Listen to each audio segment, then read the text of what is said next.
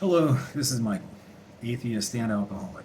I am attending 90 AA meetings in 90 days. Nothing discussed in these videos will ever undermine the anonymity of AA. So tonight was meeting 40, and the topic was on the use of other medications, pain medications in particular, as it relates to one's recovery. And this one hit close to home. We lost my nephew not that long ago, a couple months back now. It was his fifth, sixth, 10th, 12th overdose. I don't know that anybody knows for sure. I don't know if he knew for sure, but it was the last one.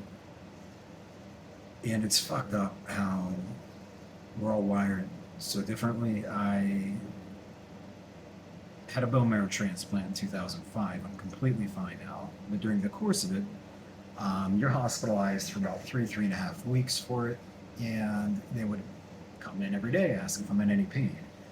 And one day, maybe a weekend, I said, I have a sore throat. And they said, cool, we'll get you some morphine. I said, whoa, you got Velocenge? It's like 2 out of 10. But eventually I said, fuck it.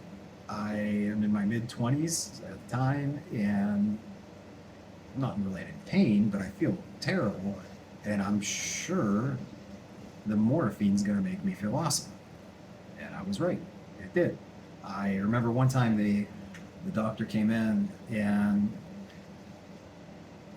said that they noticed that I'd hit the button like 11 times within the course of a half hour or something like that. And I thought I was in trouble. I was like, I'm sorry. He's like, we'll up your dose. I'm like, nice.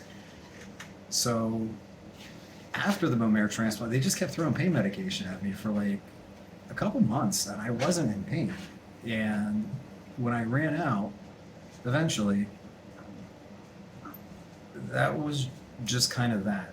I can't say there was zero struggle, because I enjoyed them, and I'm sure there was some physical dependency that had started, but if it had hooked me even a fraction with the intensity that booze did, I was fucked. Like, there's almost no chance I'd be sitting here now. There was nothing I did, my own willpower, to kick them. I don't know that I could have. Yeah. And then not too long ago, it was last September, I ripped the right bicep. Kuma, stop. We'll go in a minute. I ripped the right bicep tendon off the bone, so I had to have surgery for that. And I was prescribed pain medication. And I took them as prescribed initially, but I'm fucking stubborn, so day after my surgery, I wanted to go squat. And I'd already been testing the waters before the surgery to figure out how I could get a safety squat bar. Familiar with one of those? It's got like a U, comes over your neck, so I could hold it with one hand and still get weight on my back.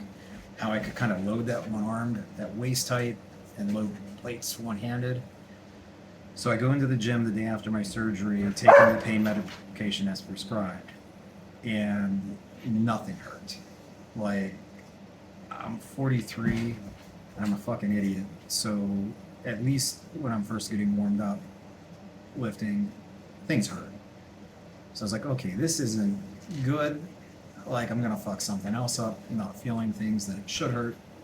So I opted to not take any pain medication through the day, and then take a little bit more than prescribed at night, but it was still less per day. And it did make me feel good.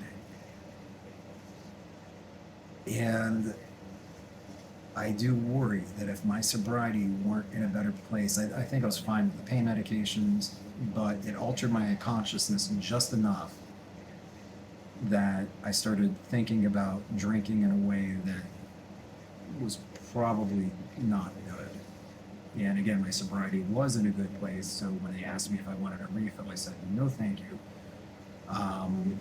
Again, I think I enjoy pain medication the way that most people enjoy drinking, but that feeling better than I can without pharmacological assistance could be dangerous and leading me back to the bottom of the pile. So, what to do with it? Everybody's recovery journey is their own. I have a buddy who was in the depths of crippling alcoholism and was hospitalized once, has not drank since. At least at first, he smoked pot all day long, every day. He got a fucking job, he got back to jiu-jitsu, he's fucking doing great. So this is gonna be another point of departure, a problem that I have with the AA philosophy. At least for the most part, and some of the secular groups, other groups might be different.